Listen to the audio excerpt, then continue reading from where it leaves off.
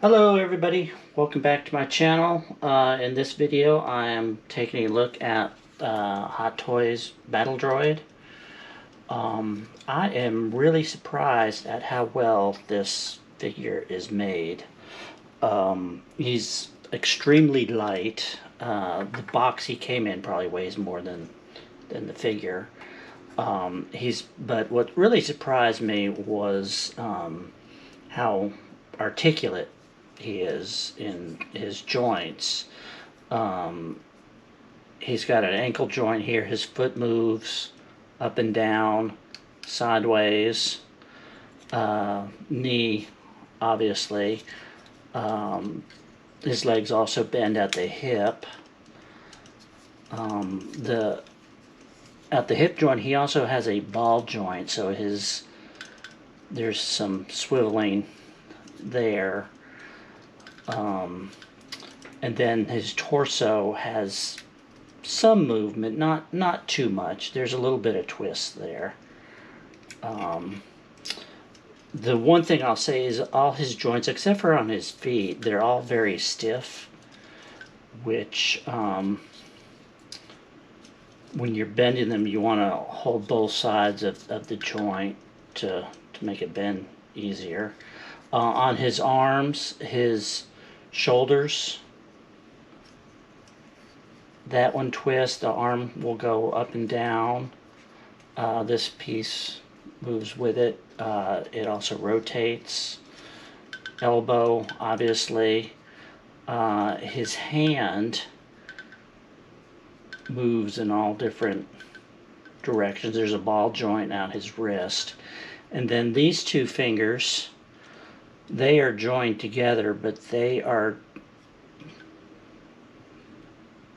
have hinge joints at both points. And then the thumb, the lower part is fixed, but the upper part moves. And then the head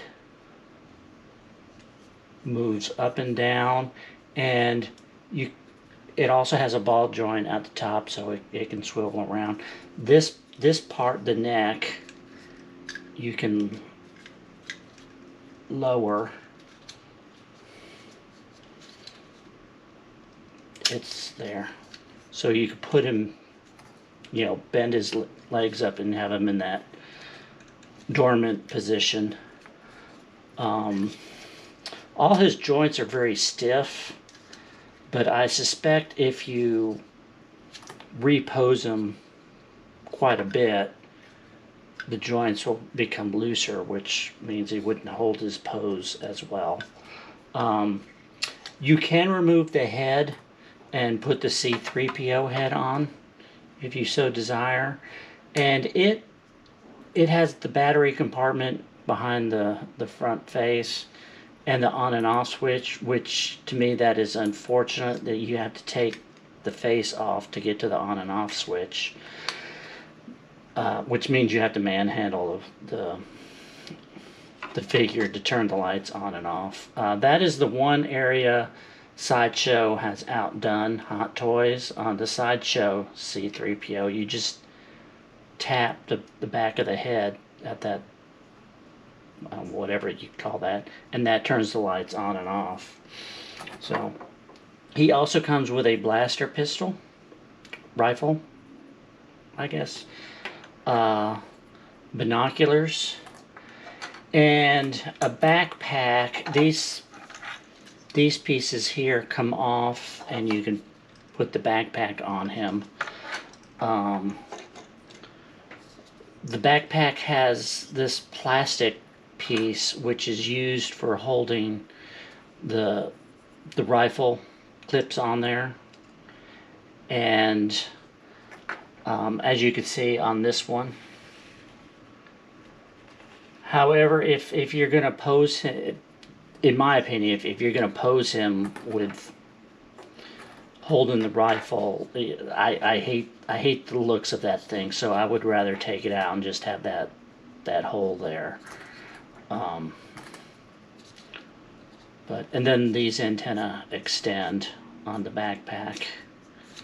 If you don't want to put him with the backpack, there is this antenna array that you could put on on one shoulder, which is, since I've got this one with the backpack, the second one I'm going to display that way. He also comes with a Hot Toys hexagonal shaped stand with a printed sand base on it. I don't use their stands. I use these stands, and so I'm fortunate that this figure will fit on it. So let's see how easy I can get the rifle in his hand.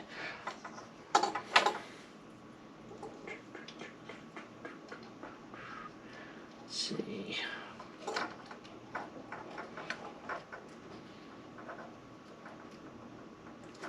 That wasn't hard.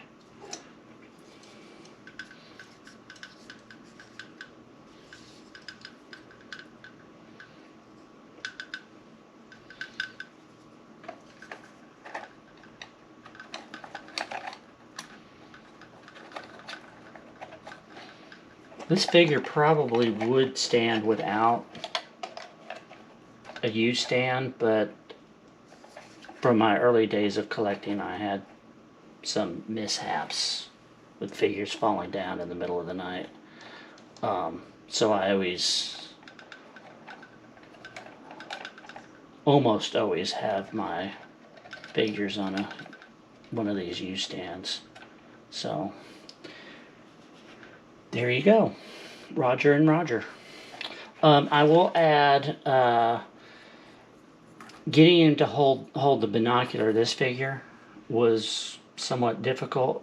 If you get the top hands down in this groove here to hold it, and also had to make sure the hand was twisted so it was almost horizontal.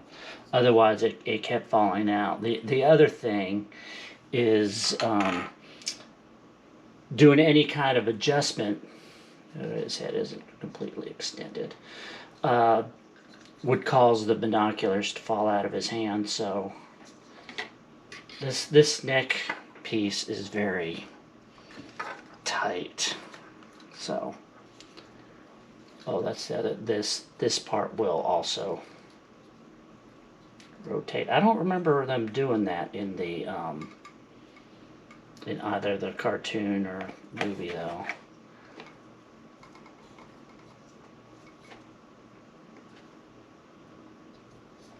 That look right there.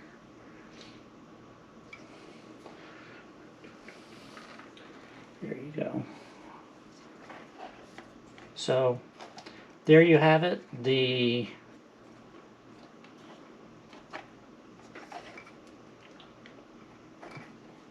Hot Toys Star Wars Battle Droid from the Battle of Geonosis.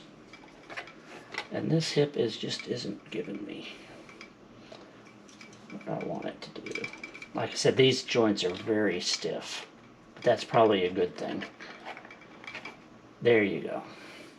So there you have it. A very simple figure, but